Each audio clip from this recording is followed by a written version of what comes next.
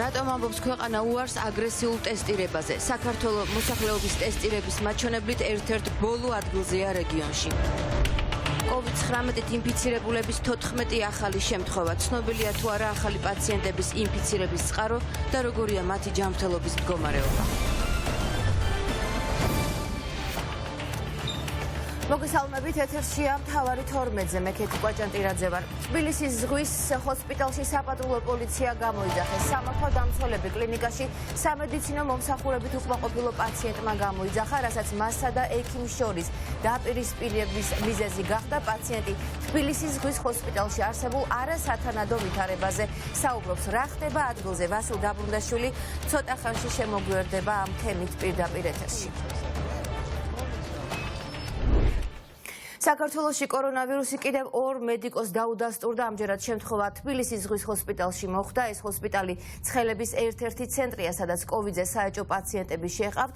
ქვეყანაში ვითარება, როგორც ხედავთ, რთულდება, ვირუსით ინფიცირებულთა რიცხვი სწრაფად იზრდება. მხოლოდ ბოლო 12 საათში ჩვენ უკვე გვყავს 14 ახალი ინფიცირებული.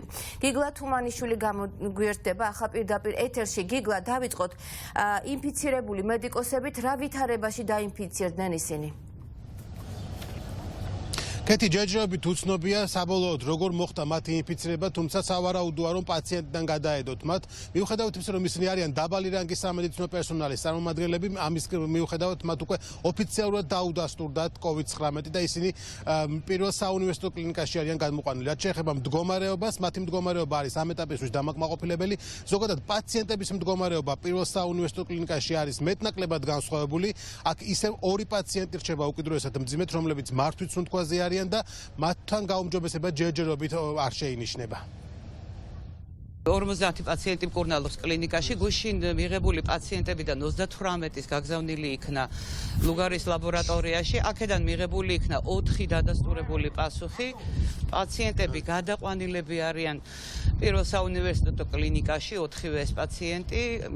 ამჟამად მკურნალობას აგრძელებს, მოკლედ 50 პაციენტი. აქედან 1 არის რეანიმაციაში, 49 არის თერაპიული პაციენტი. მართვის სუნთქვაზე არც ერთი პაციენტი არ იმყოფება. მოგვიანებით მოვიდა 2 პასუხი, ეს იყო ჩვენი დაბალი მედპერსონალის პასუხები, დადასტურებული კორონავირუსი, მათი მდგომარეობა არის მსუბუქი, თუმცა გადაყვანილი იქნა ისინი პირველ საუნივერსიტეტო კლინიკაში. ამ ეტაპზე კლინიკაში ყავს 67 პაციენტი, 51 ინფიცირებული პაციენტი ყავს. ქალბატონი, რომელიც არის კლინიკაში 62 წლის მარნეულის კლასტერი, პირველ ეტაპზე მოვიდა დადებითი ტესტი, დღეს ვაგზავნდა სავარაუდოდ რამოდენიმე დღეში გაეწერება კლინიკიდან. ასევე მინდა ყველას გითხრათ, რომ ქალბატონი 80 წლის, რომელიც ჩვენ კლინიკაში შემოსულია მწვავე რესპირატორული დისტრესით, გონხივი მწვავე პნევმონიით, მწვავე სეფსისით, გულის უკმარისობით, არტერიული ჰიპერტენზიით. ამ ქალბატონის მდგომარეობა დინამიკაში იცით რომ გაუმჯობესებული იყო. ამ დილიდან მოიხსნა მართვის და ქალბატონის სპონტანურ სუნთქვაზეა. ჩვენ რეანიმაციაში წევს 7 პაციენტი. აქედან იცით რომ 2-ის მდგომარეობა მკვეთრად გაუმჯობესებულია, 2-ვე კრიტიკული პაციენტი. რაც შეეხება სხვა დანარჩენ პაციენტებს, რომელიც ჩვენ კლინიკაში მკურნალობას აგრძელებენ, მათი ვიტალური ფუნქციები ამ ეტაპამდე შემნახულია, იმედია ასე გაგრძელდება. დღეს COVID ინფიცირებული 2 პაციენტი ეწერება ჩვენი კლინიკიდან და აღნიშნულიდან გამომდინარე ეს ფაქტი მთელ კლინიკას ძალიან გვახარებს. გასული 24 საათის განმავლობაში დადასტურებული 14 შემთხვევიდან 9 გადანაწილებული არიან ინფექციურ საავადმყოფოში და ბოჭორიშვილის სახელობის კლინიკაში. რაც შეეხება ინფექციურ საავადმყოფოში არსებულ მდგომარეობას, მათი მდგომარეობა ახალი პაციენტებისა არის დამაკმაყოფილებელი და სტაბილური. რაც შეეხება ბოჭორიშვილში გადაყვანილ 2 პაციენტს, უნდა აღინიშნოს, რომ მათი ინფიცირების წყარო ამ დრომდე შესწავლილი არ არის და ექიმებმა სწორედ ამის გამო მიანიჭეს შიდა გადაცემის სტატუსი ამ ინფიცირებულებს. რაც შეეხება მოზარდების მდგომარეობა, 6 მოზარდი გადის COVID-19-ით დადასტურებული შემთხვევით მკურნალობას ბოჭორიშვილის კლინიკაში და მათი მდგომარეობა დამაკმაყოფილებელია. 18 ახალი შემთხვევა და 5 ჩვენთან არის მოთავსებული. ჩვენთან დღეღამის განმავლობაში ჩატარდა 28 პაციენტზე ტესტირება და აქედან ეს 5 იყო დადებითი. 3 პაციენტთან აი კონტაქტებია, იქ გაურკვეველი პასუხია, რომელიც კიდევ განმეორებით მოითხოვს ტესტირებას და დღის განმავლობაში ალბათ გაირკვევა ეს სიტუაცია. ჩვენ ახლა გვიწევს 38 პაციენტი და გაწერილი ყავს უკვე 29 პაციენტი. ამ 38 პაციენტიდან აი 60-ზე მეტი ყველას პნევმონია აქვს. ანუ ვირუსული ინფექცია თავისი სინდრომით პნევმონიით. ერთი ყავს კრიტიკული, როგორც იცით, რომელიც სტაბილიზირება ვერ არის ჯერჯერობით მიღებული.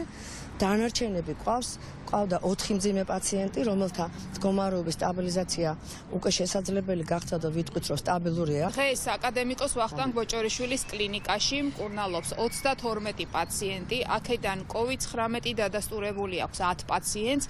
ამ 10 პაციენტიდან 2 ახალია, დაემატა 2 ახალი პაციენტი. დანარჩენი დადასტურებული დიაგნოზით პაციენტების მდგომარეობა დამაკმაყოფილებელია. ერთია მძიმე საყურადღებო, რომელთანაც მიმდინარეობს მკურნალობა. დანარჩენი პაციენტებიდან 10 პაციენტი ჩართულია კვლევაში. ამ 10 პაციენტიდან 4 პაციენტზე მიმდინარეობს განმეორებითი კვლევა გამოჯანმრთელების დასადასტურებლად. 2 ახალი პაციენტი არის ქვეყნის შიდა გავრცელება, უკვე კლასტერები ძალიან აირია, გავრცელდა და ჩვენთვის სამედიცინო პერსონალისთვის აღარ აქვს. მთავარი არის კონტაქტები ვიცით რომ დადგენილია და უკვე დადგენილი კონტაქტების შემდეგ შემოვიდნენ ეს პაციენტები. თბილისის მასშტაბით სხვადასხვა კლინიკებში დაახლოებით 25 პაციენტზე ჩატარდა უკვე ტესტი, რომლის პასუხსაც ელოდებიან. საერთო ჯამში ამ ეტაპისთვის უკვე ოფიციალურად 188 COVID-19 დადასტურების შემთხვევა, აქედან 36 პაციენტი ითვლება გამოჯანმრთელებულად, 2 გარდაცვლილად. რაც შეეხება ზოგად სურათს, დღის ბოლოსთვის გახდება ცნობილი დაახლოებით 25 პაციენტის პასუხი. მადლობა გიგო თუმანიშვილი საუბრობდა პირდაპირ ეთერში. 2 გარდაცვლილი, 188 ინფიცირებული და 5000-ზე მეტი ადამიანი კარანტინში, რომლებიც ელოდებიან პასუხს გამოუვლინდებათ თუ არა მათ კორონავირუსი. საქართველოში ინფიცირების შემთხვევების ზრდის ფონზე ქვეყანა ერთ-ერთ ბოლო ადგილზეა ევროპაში ტესტირებული მოქალაქეების რაოდენობის მიხედვით. ჩვენს მეზობელ აზერბაიჯანში, სომხეთში, თურქეთსა და რუსეთშიც კი საშუალოდ 4-ჯერ მეტი პაციენტის ტესტირება ხდება. რატომ ამბობს უარს ყოველთაო ტესტირებაზე საქართველოს ხელისუფლება? არ ყვავს გამოვლენილი პაციენტები და შესაბამისად არ გვაქვს პრობლემა. ხელმძღვანელობს თუ არა საქართველოს ხელისუფლება ამ მიდგომით? მიხელ სესიაშვილი გვერდება ამ თემით პირდაპირ ეთერში. გისმენთ მიშა.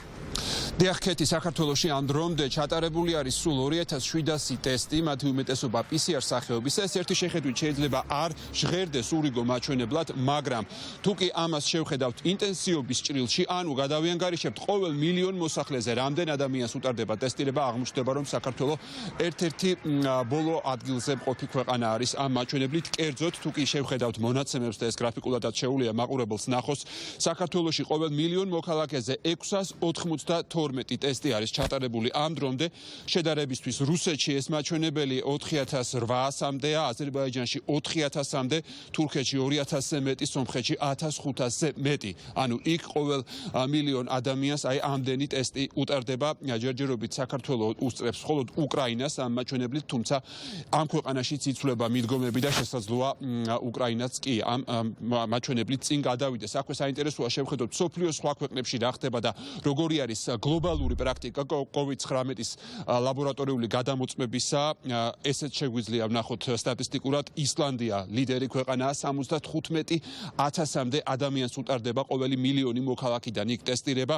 იტალია 11,000-ზე მეტი, გერმანია დაახლოებით 11,000, ესპანეთი და საფრანგეთი ხედავთ რამდენჯერმე აღემატება საქართველოს მაჩვენებლებს. რატომ არის ფართომასშტაბიანი ტესტირება მნიშვნელოვანი? ეს ერთის მხრივ ხელისუფლებას საშუალებას მისცემს გააკონტროლოს რეალური ეპიდემიოლოგიური სურათი და დაინახოს რეალურად რა ხდება ქვეყანაში კორონავირუსის გავრცელების მხრივ. მეორე ის საშუალებას იძლევა ადრეულ ეტაპზევე მოხდეს გამოვლენა ყველა საეჭვო შემთხვევისა და ამით შეიზღუდოს გავრცელება, ვირუსის ეპიდემიის გავრცელება და მესამე ასევე ეკონომიკური მახასიათებელიც აქვს ფართომასშტაბიან ტესტირებას, რადგან ხელისუფლებას გაუჩნდება დროული შესაძლებლობა, რომ თქვათ ადამიანების ნაწილი, რომლებმაც მოიხადა ვირუსი, ან უკვე თქვათ გადაიტანა კორონავირუსი, დროულად დაუბრუნდეს ეკონომიკურ ცხოვრებას. რაც შეეხება დღევანდელ მოცემულობას, სამედიცინო სფეროს ექსპერტები და ანალიტიკოსები თანხმდებიან, რომ ამ წუთებში საქართველოს ხელისუფლებას პრაქტიკულად უწევს სიბნელეში ხელების ცეცება და უწევს ინტუიციური გადაწყვეტილებების მიღება, რაც შექმნილ საკმაოდ რთულ ვითარებაში ნამდვილად არ არის სწორი. მარტის დასაწყისიდან ვსაუბრობდით ჯერ კიდევ ტესტირების გაფართოებას და აღლაპარაკია ყველა სახის ტესტებზე, არა მარტო ეგრეთ წოდებულ სწრაფ ტესტებზე, PCR ტესტებზე, ანტიგენ ტესტებზე, ანტისხეულების ტესტებზე და ეს 2-3 კვირა ჩვენ ძალიან ძვირი დაგვიჯდება. როგორც ჯანმრთელობის მხრივ, ასევე ეკონომიკური, თქვათ, რეცესიის მხრივ და ეს მთავრობა ამას უნდა იაზრებდეს, ეს უნდა გაიაზრებინა რამდენიმე კვირით ადრე. ეხლა სამწუხაროდ ჩვენ დავკარგეთ ძალიან მნიშვნელოვანი დრო და გამომდინარე იქიდან რომ მთელ მსოფლიოში უკვე მოთხოვნა გაზრდილია ტესტირებაზე, ტესტის სისტემებზე და ასე შემდეგ, ეხლა კიდევ უფრო გაძნელდება ამის მასიურად შემოტანა. ჩვენ არ გვაქვს სრული სურათი რამხელაა გავრცელება და ჩვენ იმ ქვეყნების მაგალითი, რომლებიც ან უკვე მოახერხეს, ან ეხლა ახერხებენ დაავადების გავრცელების შეზღუდვას, ისინი გვიჩვენებს, რომ каранტინი, სოციალური დისტანცირება და ფართო დიაგნოსტიკა, რომ კლასტერები კარგად მოვიცვათ, არის საკვანძო იმისათვის, რომ ჩვენ სრული სურათიც გქონდეს და ვირუსის გავრცელებასაც ხელი შეუშალოთ. როდესაც ტესტირება ტარდება შეზღუდული რაოდენობით, პრაქტიკულად ბევრწილად სიბნელეში ვაცეცებთ ხელებს. ეს არიან ექიმები, ბანკის თანამშრომლები, აფთიაქის თანამშრომლები, სავაჭრო ცენტრები, ეს გლობოს და ეს მიტანის სერვისი, ყველა პოლიციელები, სამხედროები, რომელიცგან ყველა ეს არის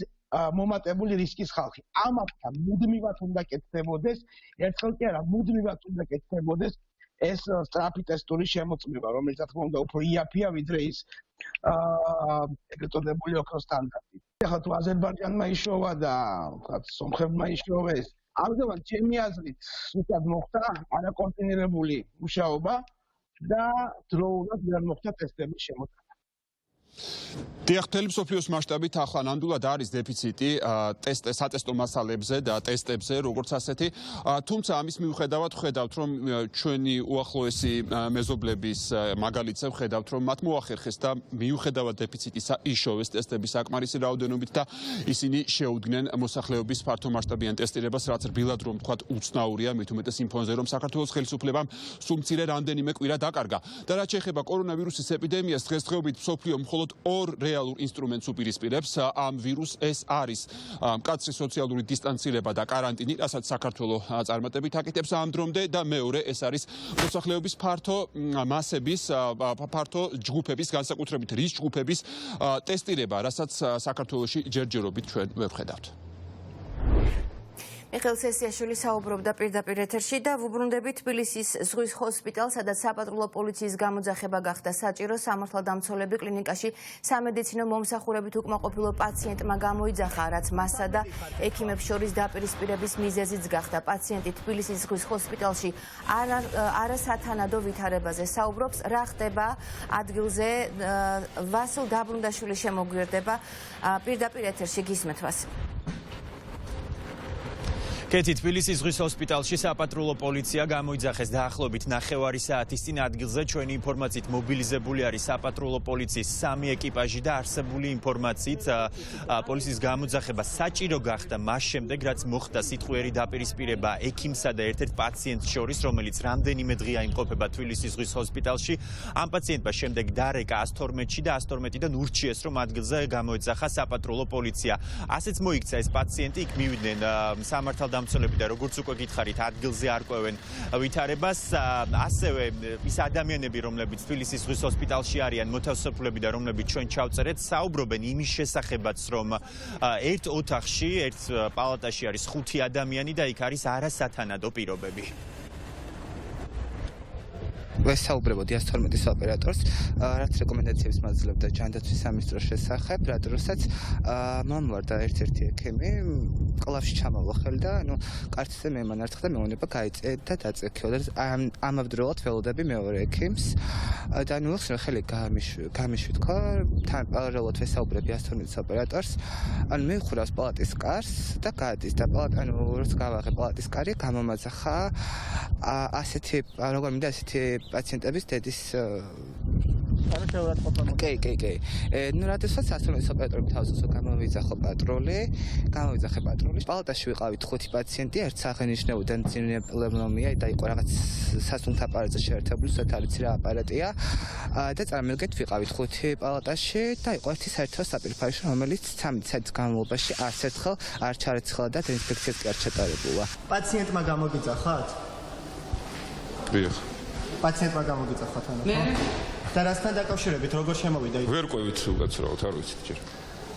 ესა ზურა გამოვიდეს აქეთკენ, ხო? გამოვიდეს აქეთ ზურასთან. ხალბატონ, თქვენ გაქვთ ინფორმაცია რასთან დაკავშირებით? არა, არ ვიცი, ვერ გეტყვით და ეხლა გაირკვევა.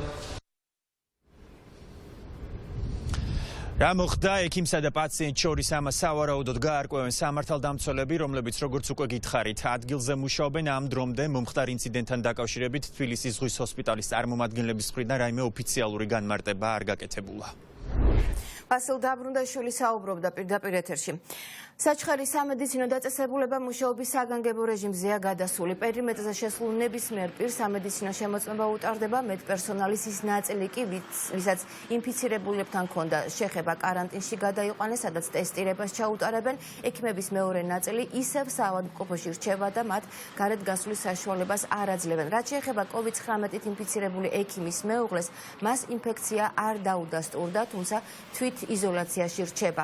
რა ვითარებაა საჩხერესა და ზოგადად იმერეთის რეგიონში? ირაკლი ვაჩიბერიძე გვეტყვის. ირაკლი, გისმენთ.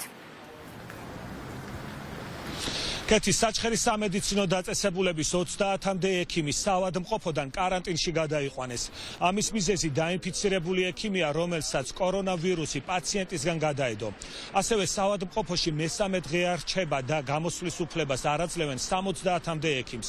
მათ საავადმყოფოდან გამოსვლის უფლებას მანამ არ მისცემენ, ვიდრე ანალიზის შედეგები არ გახდება ცნობილი. საჩხერის სამედიცინო დაწესებულების დირექტორი კი აცხადებს, რომ როგორც კარანტინში, ასევე საავადმყოფოში მყოფი პერსონალის ანალიზები დღის მეორე ნახევარში ჩატარდება.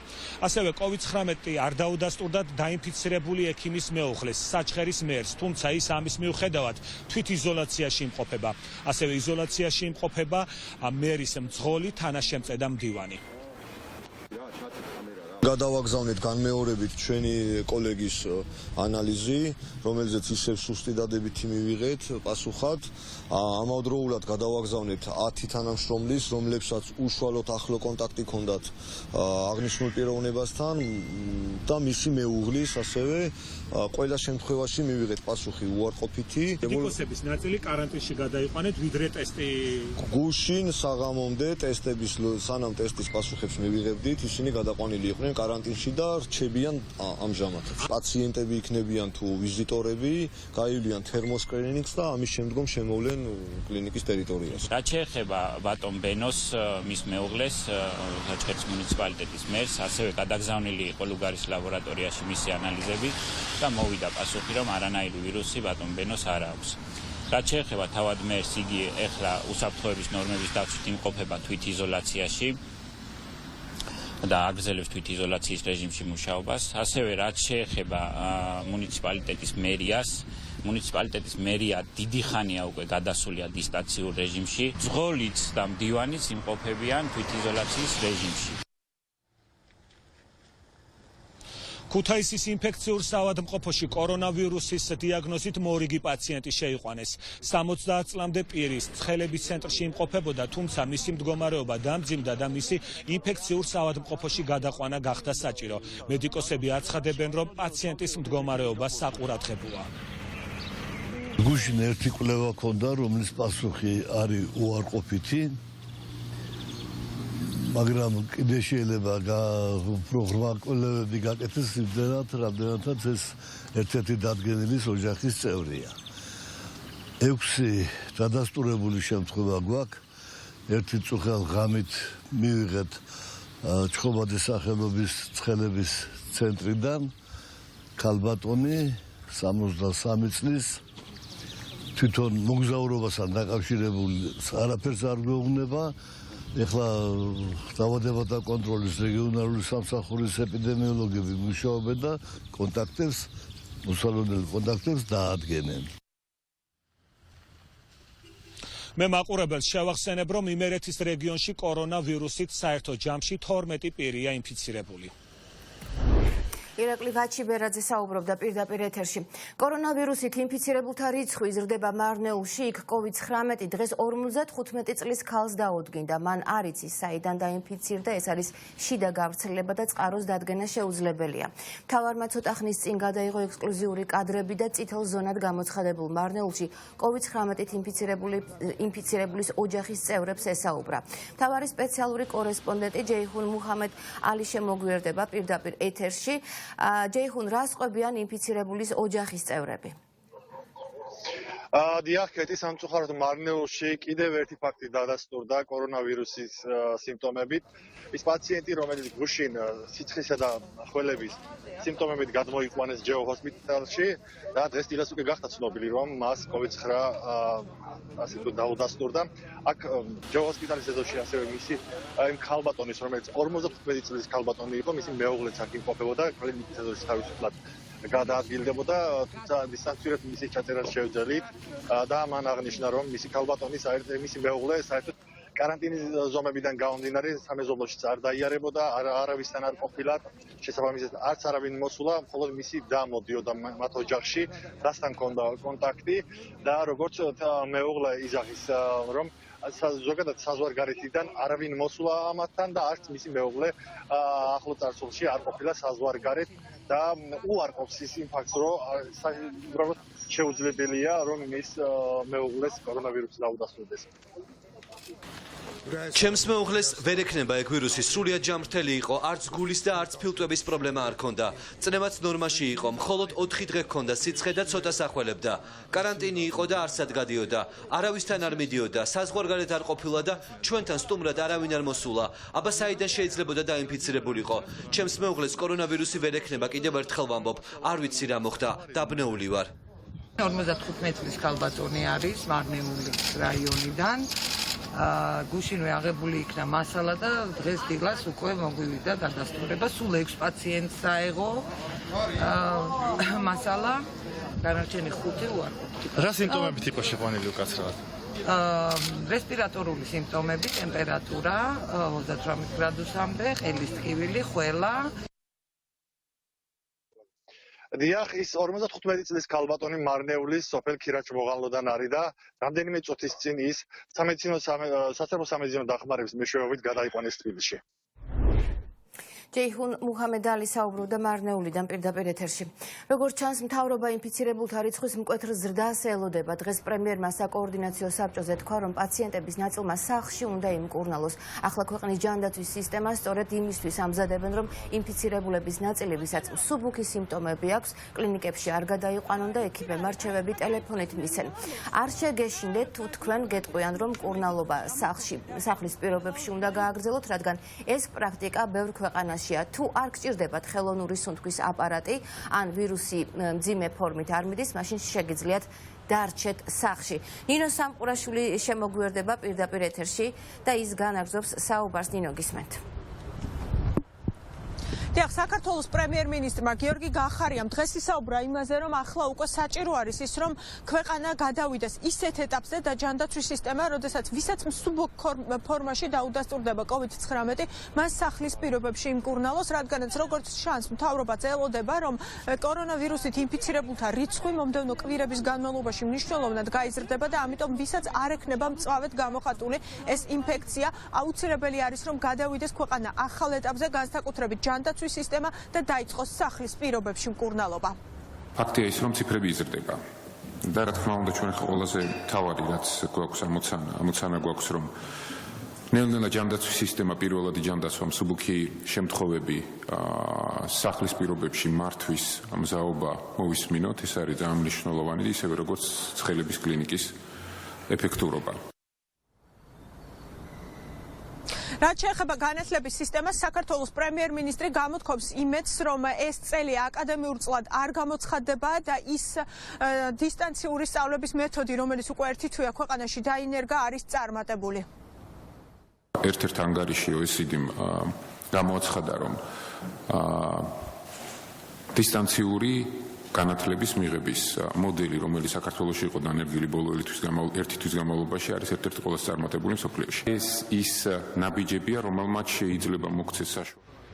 და უკვე კეთდება პირველი განცხადებების საკოორდინაციო საბჭოს დასრულების შემდეგ მოусმინეთ განათლების მინისტრს. როგორც ერთ-ერთი საუკეთესო ქვეყანა მსოფლიოში. ამ დოკუმენტში დეტალურად არის განხილული ყველა ის ღონისძიება, რაც გატარებულია საქართველოში განათლების სამინისტროს მიერ და განსაკუთრებით არის გამოყოფილი ძალიან მნიშვნელოვანი პროექტი, რომელსაც განათლების სამინისტრო ახორციელებს საქართველოს პირველ არხთან ერთად, პროექტი ტელესკოლა, რომელიც გარანტიას იძლევა ხელმისაწვდომობის, რადგანაც ეს პროექტი განკუთვნილია ყველასთვის, განურჩევლად იმისა, აქვთ თუ არა ჩვენს მოსწავლეებს სხდომა ინტერნეტთან. ამ დოკუმენტში დეტალურად არის განხილული სხვა ღონისძიებებიც, დისტანციური სწავლების, კერძოდ ეს გახლავთ ის პროგრამები, რომლებიც სკოლების მიერ არის გამოყენებული დისტანციური სწავლებისთვის, როგორც ონლაინ, ისევე ოფლაინ რეჟიმში.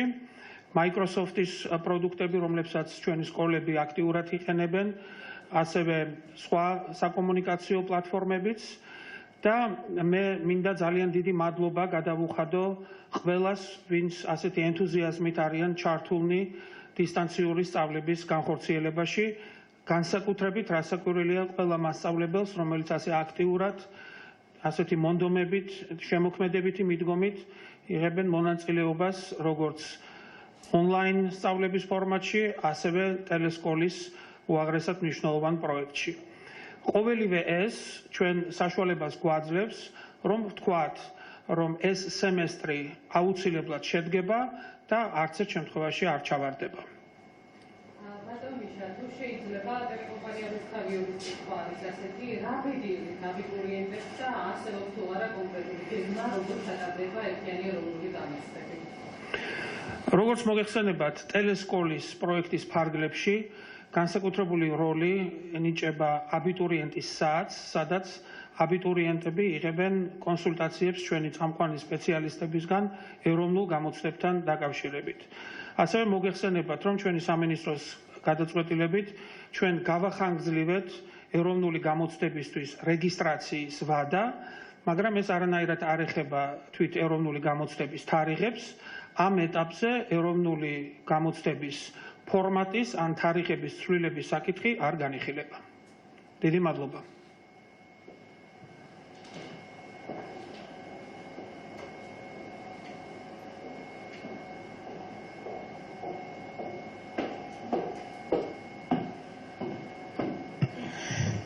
მოგესალმებით.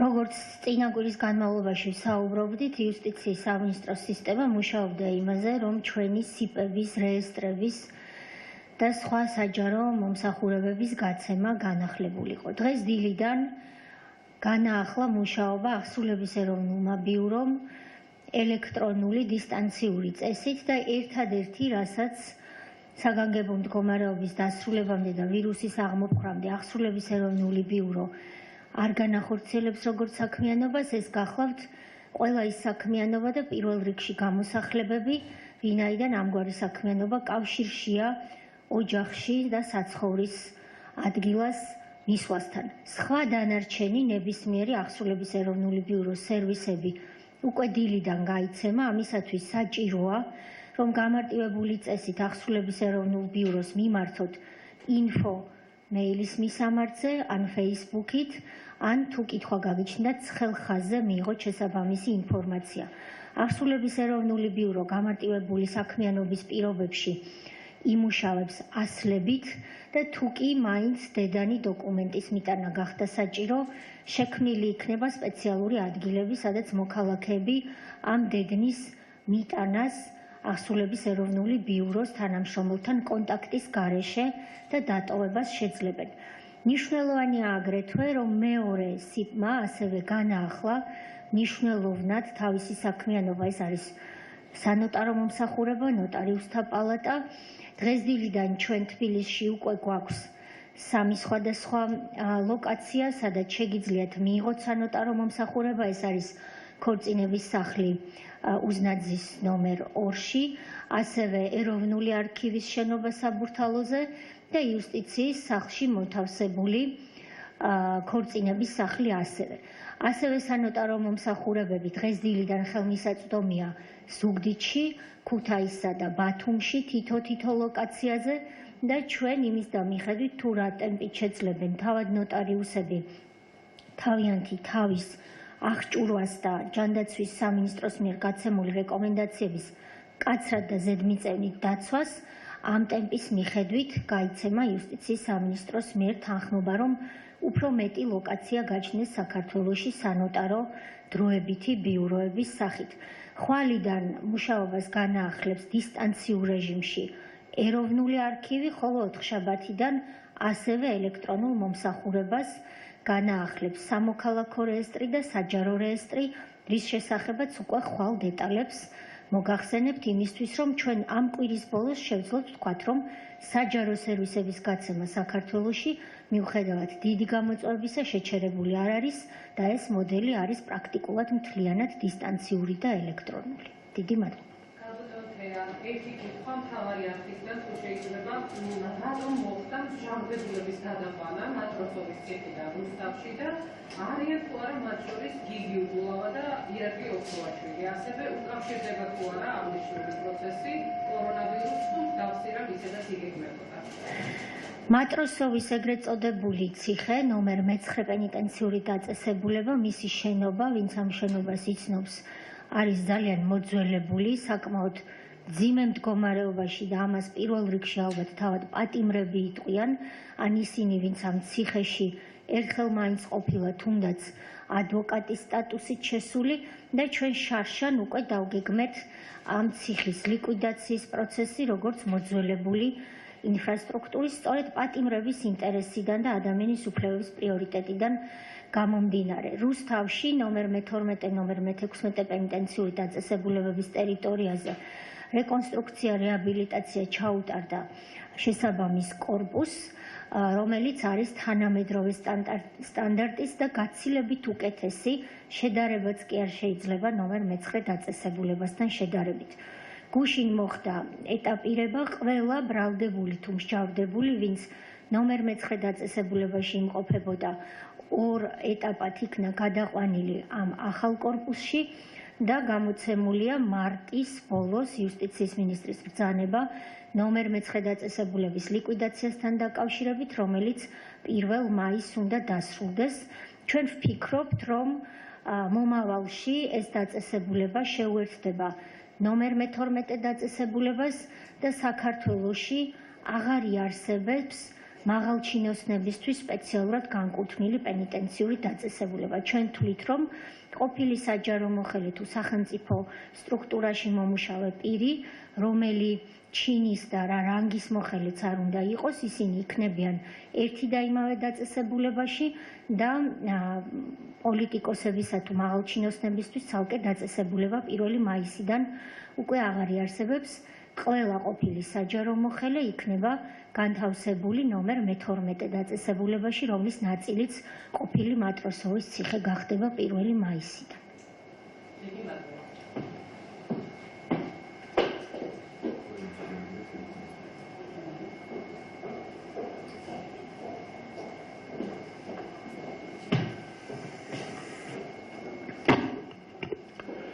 მოგესალმებით, როგორც მოგეხსენებათ, საკოორდინაციო საბჭოს დავალებით პრემიერ-მინისტრთან უშუალოდ კოორდინაციით საგარეო საქმეთა სამინისტრო მუშაობს საქართველოს მოქალაქეების უცხოეთიდან ეტაპობრივ დაბრუნებაზე. ჩვენ უკვე განვახორციელებთ რამდენიმე რეისი ავიაკომპანია საქართველოს ავიახაზებთან ერთად და მუშაობთ ასევე შემდგომ ეტაპობრივ გამოყვანაზე ჩვენი მოქალაქეების.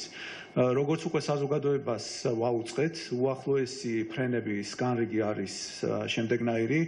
7 აპრილს განხორციელდება ფრენა თბილისი-ათენის მიმართულებით, 10 აპრილს თბილისი-ლარნაკას მიმართულებით, 12 აპრილს თბილისი-ბერლინი თბილისის მიმართულებით, 14 აპრილს თბილისი-ამსტერდამი თბილისის მიმართულებით. ეს არის ის რეისები, რომელიც უკვე იყო დაანონსებული და რომელზეც დაიწყება 2 დღით ადრე ბილეთების გაყიდვა და ეს იქნება იქნება ჯანდაცვის მსოფლიო ორგანიზაციის წესების შესაბამისად და ჩვენ ამ მიმართულებებიდან ეტაპობრივად დავუბრუნებთ ჩვენს მოქალაქეებს. გუშინ ასევე ჩვენ გამოვაცხადეთ 3 ახალი მიმართულება. ეს გახლავთ 16 აპრილს თბილისი, პარიზი, თბილისი, 18 აპრილს თბილისი, თელ-ავივი, თბილისი და 21 აპრილს თბილისი, რომი, თბილისი. გარდა ამისა, მინდა გითხრათ, რომ მე ყოველდღიურად საკოორდინაციო საბჭოს ფარგლებში საკოორდინაციო საბჭოს წევრებს და პრემიერ-მინისტრს ვუყვები ამ პროცესის შესახებ და ასევე ვიღებ შესაბამის მითითებებს. დღევანდელი ჩვენი კონსულტაციების შედეგად გადაწყდა, რომ კიდევ 2 ახალი მიმართულება დაემატება და 24 აპრილს და 27 აპრილს შესაბამისად განხორციელდება ფრენები თბილისი, ბარსელონა, თბილისის მიმართულებით და ასევე თბილისი, ვარშავა, თბილისის მიმართულებით. რა თქმა უნდა, ეს ფრენებიც განხორციელდება მსოფლიო ჯანდაცვის ორგანიზაციის წესების შესაბამისად, ბილეთები გაიყიდება 2 დღით ადრე მითითებულ თარიღამდე და ბუნებრივია ჩვენ მომავალშიც ეტაპობრივად განვაგრძობთ ჩვენი მოქალაქეების დაბრუნებას. დღეისათვის უკვე 5000-მდე საქართველოს მოქალაქე არის დაბრუნებული სამშობლოში და ეს პროცესი ასევე გაგრძელდება მომავალშიც, როგორც მოგახსენეთ, არსებული წესების და პრაქტიკის შესაბამისად. მოქალაქეების დაბრუნების მიმართულებით აპირებს თუ არა ისარგებლოთ ოპოზიციის კონკრეტულად ნაციონალური მოძრაობის ლიდერების შემოთავაზებაში. როგორც უკვე გითხარით, ჩვენ ყველა იმ მიმართულებაზე, რომელიც იყო შემოთავაზებული, გვაქვს უკვე დანიშნული ფრენები და რეისები. ჩვენ თანმიმდევრულად ეტაპობრივად ვახდენთ მოქალაქეების დაბრუნებას. თუ კი რაიმე მსგავსი სახის ინიციატივები არსებობს, არის ამისთვის შესაბამისი ფონდი, რომელიც არის ცენტრალიზებული და ვისაც აქვს სურვილი, კერძო პირი იქნება თუ სხვადასხვა ორგანიზაცია, შეუძლია ამ ფონდში ჩარიცხოს და ყველა რეისი და ყველა ფრენა იქნება დაგეგმილი საგარეო საქმეთა სამინისტროს მხრიდან და ასევე საკოორდინაციო საბჭოსთან შესაბამისი ახლო კოორდინაციით. მოგეხსენებათ, რომ ჩვენ გვაქვს ინფორმაცია, რომელსაც ყოველდღიურად ვიღებთ შესაბამისი საელჩოებიდან, იქ არსებული მდგომარეობის შესახებ, მომართვიანობის შესახებ ჩვენი მოქალაქეების, შემდგომ ხდება ამ ინფორმაციის ანალიზი, გადამუშავება და შემდგომ უკვე ეტაპობრივად გეგმაზომიერად თანმიმდევრულად ყველა მიმართულებით ფრენების დანიშვნა. ყველა ის მიმართულება, რომელიც იყო შემოთავაზებული, ჩვენ გვაქვს სრულიად ათვისებული და ასევე მუშაობთ სხვა ახალ მიმართულებებზეც და ეს იქნება მჭიდრო კოორდინაციაში განხორციელებული საკოორდინაციო საბჭოსთან. აჭარის საზოგადოებრივი მოუწოდებლისგან ბატონ დავით ერაყში გულის შეტევით გადასვლელი საქართველოს ქალაქის ოჯახი ითხოვს დახმარებას გადმოსვენებაში მზადარიან რომ გადმოსვენოს საქმეების გზით იმ შემთხვევაში თუ თურქეთი დაუწყობს მეზოდებულ დერეფანს. ამ შემთხვევის შესახებ ინფორმირებია რა პროცედურები დიახ, ჩემთვის ცნობილია ეს შემთხვევა. მოგეხსენებათ, რომ თურქეთს აქვს მესამე ქვეყნებთან საზღვრები დაკეტილი, საკმაოდ რთული სიტუაციაა და გამონაკლისებს არ უშვებენ, თუმცა ჩვენ ყოველდღიურ რეჟიმში ვართ თურქეთის შესაბამის სტრუქტურებთან კომუნიკაციაში და მე მინდა გამოთქვა იმედი, რომ ეს პრობლემა იქნება უახლოეს პერიოდში მოგვარებული. დიდი მადლობა.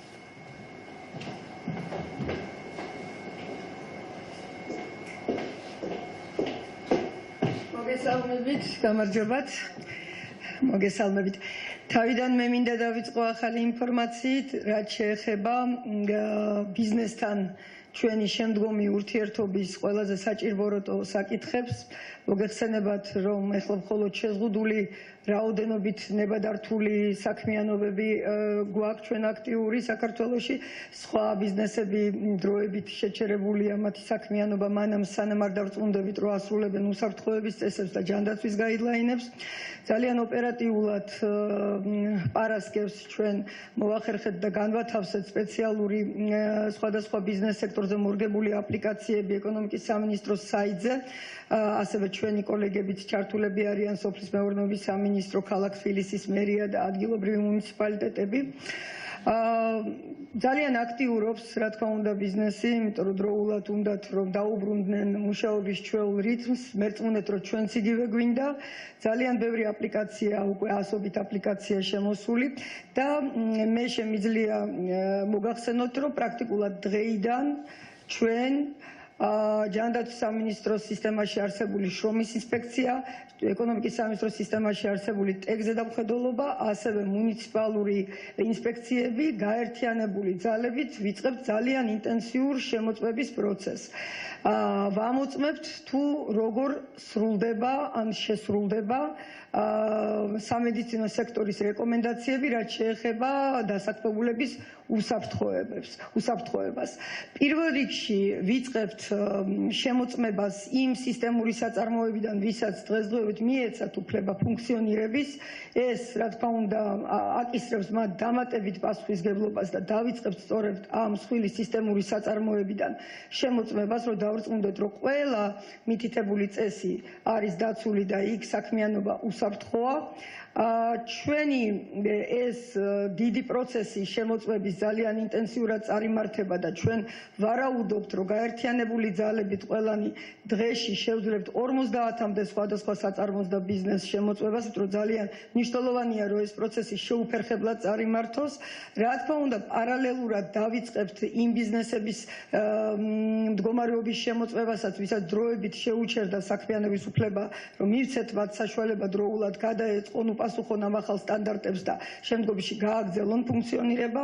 მე რა თქმა უნდა ამას ყვები და ამ ციფრებს ვასახელებ იმისთვის, რომ ილუსტრირება გავაკეთო, რაოდენ დიდი და შრომატევადი პროცესია.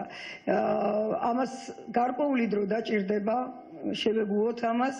ასევე დრო სჭირდება თვითონ კომპანიებს და ბიზნესებს იმისთვის, რომ ნამდვილად სიღრმისეულად გადაეწყონ უსაფრთხო ბიზნესის საქმიანობის წესებზე. ეს არის ინვესტიცია, რომელიც თქვენ არ დაგეკარგებათ, ჩვენო მეწარმეებო, იმიტომ რომ სამომავლოდ ეს იქცევა ცხოვრების წესად. ამიტომ კარგად მოემზადეთ ეს რამოდენიმე დღე თუ კვირა გამოვიყენეთ იმისთვის, რომ მართლაც წარმატებით გაიაროთ ეს ჩვენი შემოწმების პროცესი და ჩვენ შევძლოთ თავისუფლად მშვიდად მოგცეთ შემდგომი საქმიანობის გაგრძელების უფლება. როგორც მოგახსენეთ, ვიწყებთ დღეიდან ამ შემოწმებებს, პერიოდულად გავაშუქებთ კიდევაც თუ რომელი საწარმო როგორ ასრულებს, ასევე თუ კი ჩვენ რამე გამოგვეპარება, თვითონ დასაქმებულები იქნებიან მთავარი ინდიკატორი და ცხელხაზზე მოგვახსენებენ, თუ კი რომელიმე საწარმო არღვევს რომელიმე guidelines წესს და ჩვენ რა თქმა უნდა სწრაფად მოვახდენთ რეაგირებას, იმიტომ რომ ჩვენი ამოცანა არის ამ პროცესში არა დასჯა, თუმცა ჯარიმებსაც და საქმიანობის შეჩერებასაც ითვალისწინებს ჩვენი კანონმდებლობა დღესდღეობით. არამედ დახმარება ბიზნესების, რომ რაც შეიძლება მალე გადაეწყონ ახალ პოსტ-კორონასეულ ეტაპზე და იყონ სრულიად უსაფრთხო, შეძლონ თავისუფლად გააგრძელონ თავისი საქმიანობა.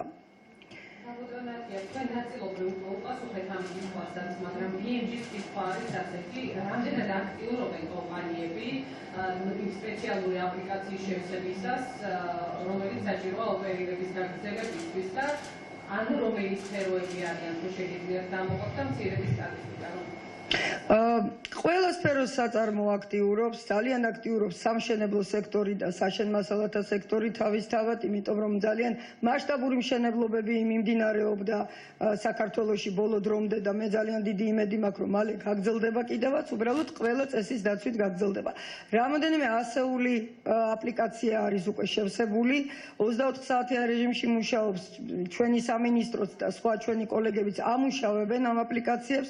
აპლიკაციები თვითონ საკმაოდ ისეთი მოცულობითი ინფორმაციის ანალიზის შესაძლებლობას გვაძლევს, იმიტომ რომ იქ გარკვეული ინფორმაცია არის ამა თუ იმ ბიზნესის შესახებ მოთხოვნილი. ვაანალიზებთ ამას ჯერ შიგნით თვითონ ჩვენს უწყებებში, მაგრამ პარალელურად ვსვამთ ამ შემოწმების გეგმებში. და როგორც მოგახსენებთ, შემოწმებისთვის ყველა ინსპექტორატი, რომელიც სხვა დროს იყოს სხვა საქმით დაკავებული, არის მობილიზებული. ყველა ჩვენი შემოწმების რესურსი არის ამისთვის ასე ვთქვათ, მომართული დღეში სულ მცირე 50 ბიზნესის გადამოწმებას ყველანი ერთად სხვადასხვა ინსპექციის მეშვეობით გეგმავთ. ისევ და ისევ მიზანი არის არა ვინმეს დაждა, არამედ ახალი კულტურის დანერგვა და დახმარება ბიზნესების, რომ მალე ამოქმედნენ, მაგრამ აბსოლუტურად სხვა უსაფრთხო რეჟიმში.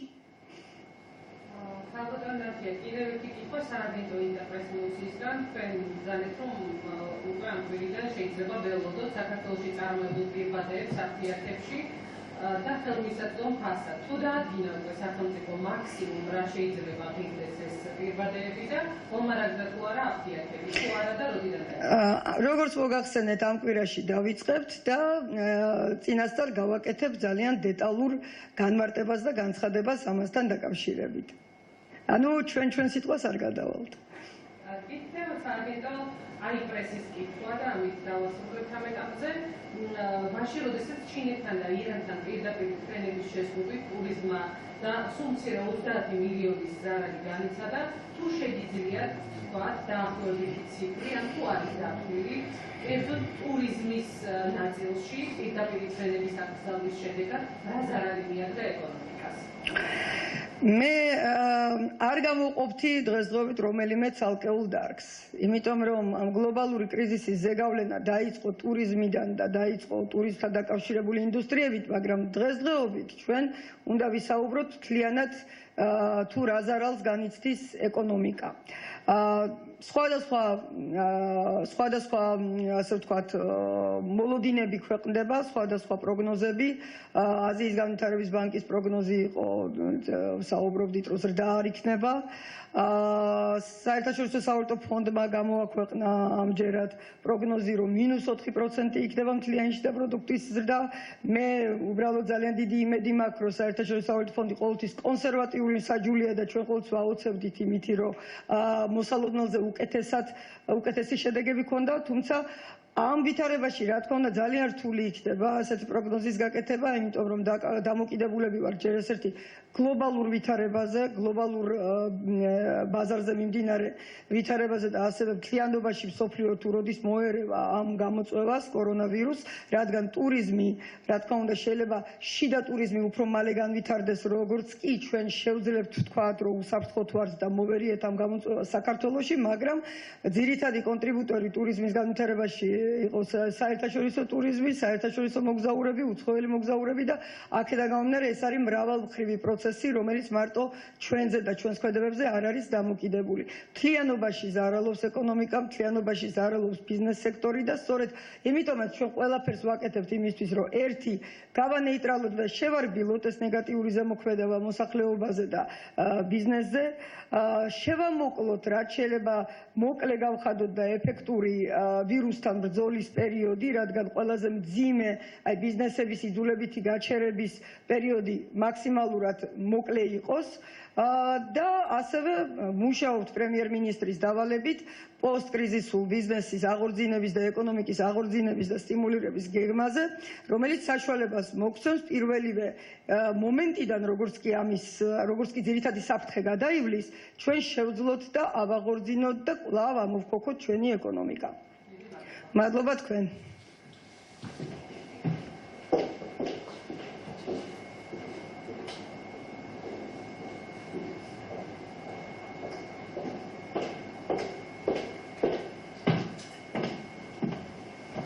მოგესალმებით. საბოლოო ეკატერინე უპირველეს ყოვლისა, რომ ისაუბროთ თქვენ როგორც პრემიერმა ისაუბროთ სიტყვაზე, სახლში მკურნალობის პრაქტიკის დანერგვასთან დაკავშირებით. რამდენიმე მედია საშუალება მომწერა კითხვა ამ თემაზე. როდიდან შეიძლება დაიწყოს აღნიშნული პრაქტიკის დანერგვა და რამდენად ეფექტური იქნება მსგავსი სახის მკურნალობა?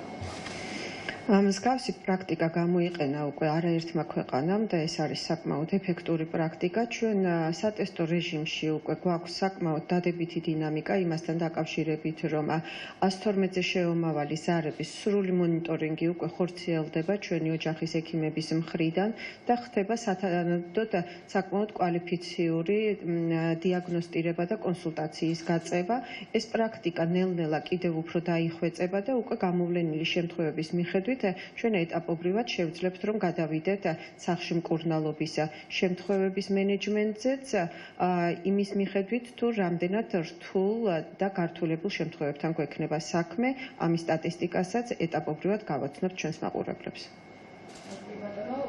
ტელეკომპანია მაესტრო ხალხატონო ეკატერინე მედპერსონალის მზაობით ინტერესდება აქვს თუ არა შესაბამისი ეკიპირება იქნებს ყველა კლინიკაში და მაგალითად სახელდება საჩხერის საავადმყოფო ხომ არ იყო ეკიპირების პრობლემა საჩხერის საავადმყოფოში მედპერსონალის ინფიცირების მიზეზი.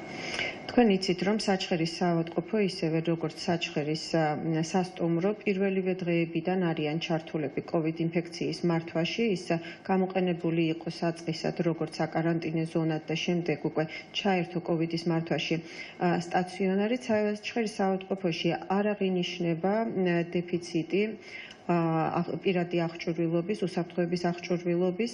ამ შემთხვევაში ჩვენ საქმე გვაქვს როგორც საჩხერის საავადმყოფოს დირექტორის, ასევე მედპერსონალის მაღალ კვალიფიციურ და მაღალ შეგნებასთან, რის გამოც მათ სამინისტროს და დაავადებათა კონტროლის ცენტრის მხრიდან მიწოდებული გაიდლაინის ყისიერად გამოყენება გადაწყვიტეს, რაც აღმოჩნდა იმ შედეგის მომცემი, რომ ჩვენ პირველივე ტალღაზე და ეტაპზე მოვახდინეთ ექიმის ინფიცირების დიაგნოსტირება, რამაც ჩვენ თავიდან აგვაცილა ამ ვირუსის გავრცელება მედპერსონალში და ასევე რა თქმა უნდა მოსახლეობაში, რისთვისაც მე მადლობა მინდა გადაუხადო როგორც საჩხერის საავადმყოფოს მედპერსონალს, ასევე მის ხელმძღვანელს.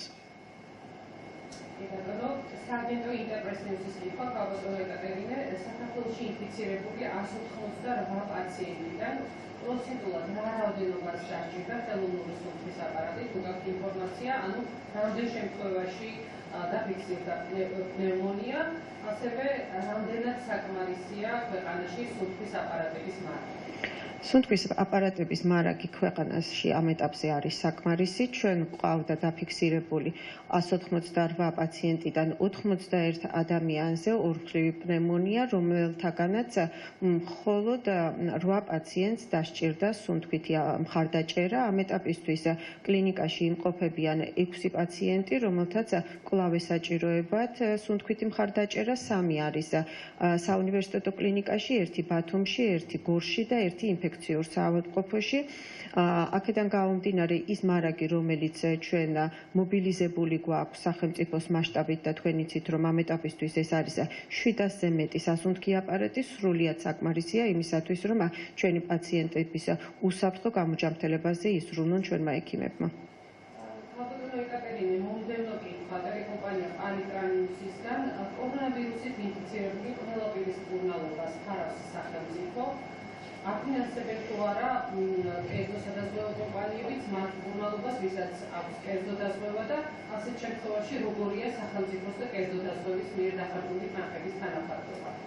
დღევანდელ ეტაპზე COVID ინფექციას ფარავს სრულიად სახელმწიფო, თუმცა არსებობს მოსაზრებები, რომ ჩაერთონ როგორც ონლაინ მომსახურებაში, თვითონ ონლაინ ხაზის გასაძლიერებლად, ასევე ფინანსურ მხარდაჭერაში კერძო სადაზღვევოები, ამასთან დაკავშირებით ჩვენ გავმართავთ მოლაპარაკებებს და მას შემდეგ გახდება ესეც ცნობილი, რაც მივიღებთ ერთობლივ გადაწყვეტილებას სადაზღვევოებთან ერთად. გასაგებია, ხალხატონო ეკატერინე, შემდეგი კითხვა ტელეპირველისგან, იმ შემთხვევაში თუ დაიწყება ქვეყანაში აგრესიული ტესტირება, დადგენილი შემთხვევების რადიკალურ საგრძნობ ზრდას ხომ არ ელოდება?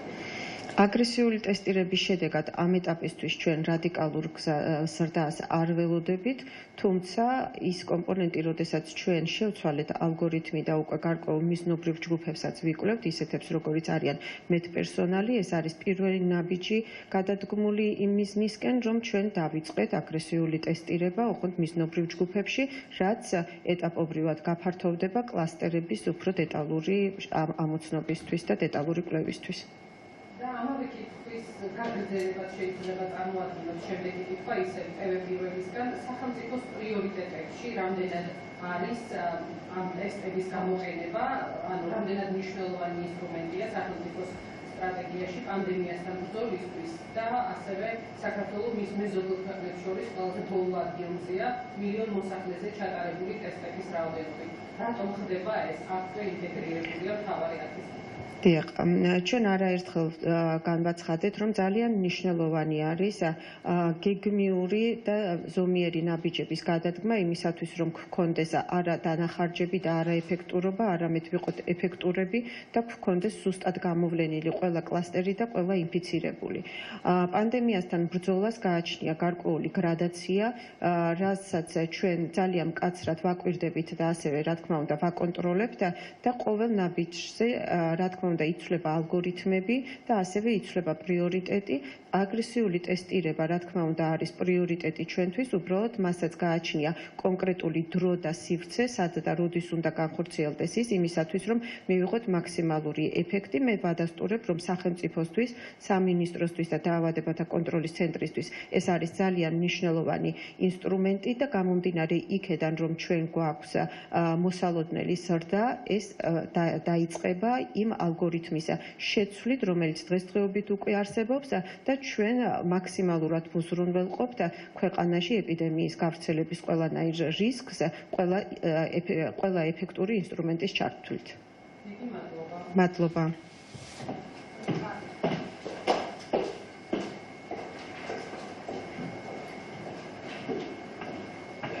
მოგესალმებით. ახალ შემთხვევებზე საუბრით და თუ შეიძლება უპირველეს ყოვლისა, როგორია მათი მდგომარეობა, გვაქვს თუ არა ახალი კლასტერები და ასევე ვკითხავ შემდეგ თბილისის ზღვის ჰოსპიტალში მომხდარ პრობლემებთან დაკავშირებით. რაც შეეხება ახალ შემთხვევებს, პრაქტიკულად ყველა ახალი შემთხვევა, მოგეხსენებათ ბოლო 20 საათში იყო 18 შემთხვევა. ესენი ამათი უმრავლესობა დაკავშირებულია უკვე ცნობილ კლასტერებთან, უკვე ეს ტერმინი გახდა მოსახლეობის და მედიისთვის ასე ვთქვათ, ცნობილი ტერმინი. და სხვა შორის შეიძლება გადაიკვეთოს უკვე ორი კლასტერი ერთმანეთთან, რაც ჩვენი კვლევის სწორედ მიზანი იყო. რაც შეეხება საყურადღებო შემთხვევებს, გვაქვს კიდევ ვთქვათ ამ ახალ შემთხვევებში ორი საყურადღებო შემთხვევა, რომლის გაღრმავებული კვლევა ამჟამად მიმდინარეობს. რაც შეეხება медპერსონალის დაინფიცირებას, ჩვენ ვიცით სამწუხარო რეალობა, რომ ძალიან ბევრ ქვეყანაში და ეს გასაგებიც არის медპერსონალი არის პირველი რისკის ქვეშ. ამიტომაც ჩვენთანაც медპერსონალის დაავადების შემთხვევები გვაქვს. მათ შორის არის როგორც ასე ვთქვათ, დამხმარე სამედიცინო პერსონალი, ასევე არის ანუ ვთქვათ, ექიმიც, ასევე არის საშუალო медპერსონალი, ექთანიც. ეს კიდევ მოხდება, იმიტომ რომ ყოველთვის ძალიან ძნელია ხოლმე ყველა იმ წესის ზედმიწევნით დაცვა, როდესაც მით უმეტეს გადაღლილია თანამშრომელი მუშაობით და ოდნავი დარღვევაც კი პირადი დაცვის აღჭურვილობის გამოყენებაში შეიძლება გახდეს ინფიცირების წყარო. სამწუხაროდ ამის თავის განაცილება შეუძლებელია.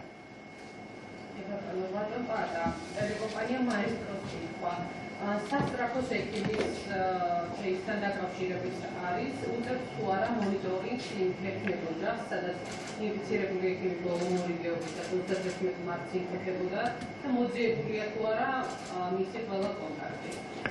პირველ რიგში მოდით დავაზუსტოთ. ამ შემთხვევაში ექიმი არ არის სამედიცინო პერსონალის დასნებოვნების ფაქტია. ამ შემთხვევაში ეს არის ჩვეულებრივი საოჯახო კლასტერი, რაც ეს სამყვანია ჩვენ ქვეყანაში, ეს არის საოჯახო კლასტერები, ანუ უმრავლესობა დაავადებულებისა არიან თქვათ ერთი ოჯახის წევრები.